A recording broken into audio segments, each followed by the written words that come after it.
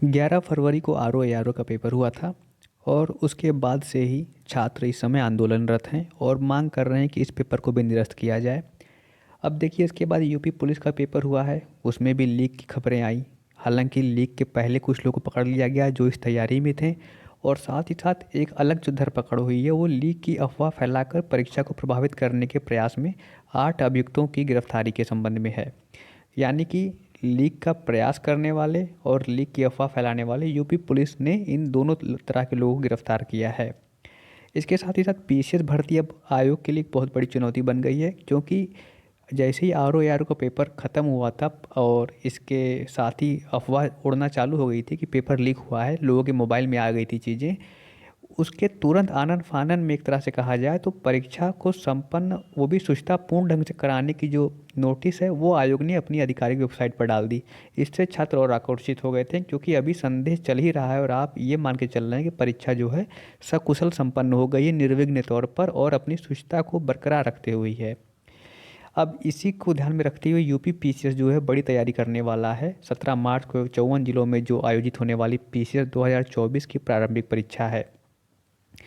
इसके पीछे कई कारण बताए जा रहे हैं। देखिए, आरओ और समीक्षा अधिकारी, सहायक समीक्षा अधिकारी भर्ती जो 2023 की प्री का पेपर था, उसके विवाद के बाद पीसीएस 2024 की प्रारंभिक परीक्षा जो 17 मार्च को होनी है, उसको लोक सेवा आयोग के लिए भी परीक्षा बोला जा रहा है। यानी परीक्षार्थियों की परीक्षा के साथ ही साथ आयोग की भी परीक्षा है कि वो अपने मानकों को बरकरार रखे और परीक्षा को सकुशल संपन्न करवाए।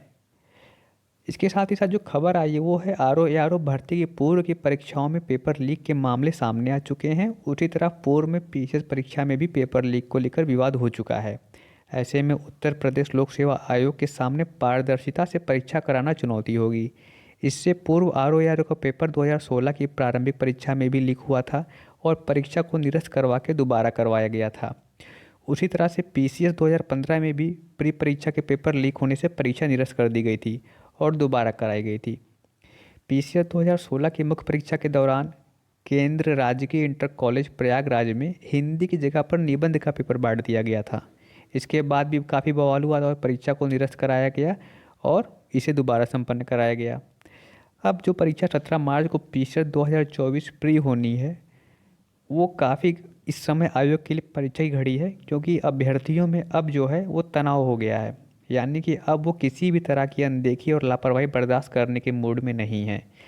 ये परीक्षा 220 पदों के लिए 5.5 लाख आवेदन भर्ती के बाद आई है और 54 जिलों में संपन्न होनी है।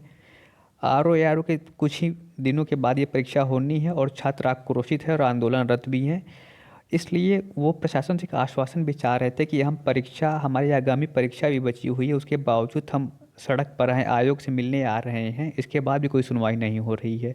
हालांकि कमेटी गठित कर दी गई है, लेकिन कई जगह पे छात्रों का ये भी कहना है जो अभ्यर्थी हैं आरओ के, कि इससे पहले दरोगा भर्ती और लेखपाल भर्ती की जो निष्कर्ष निकला था जांच के बाद, कहीं उसका भी हाल आरओ का भी ना हो।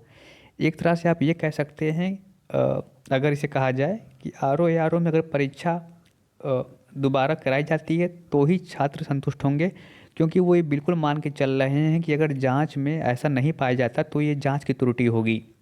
तो इसलिए कहा जाए तो परीक्षा का, चूँकि आयोग से भी जो आश्वासन आ रहे हैं वो काफ़ी छात्रों के तरफ के लिए सकारात्मक ही आ रहे हैं।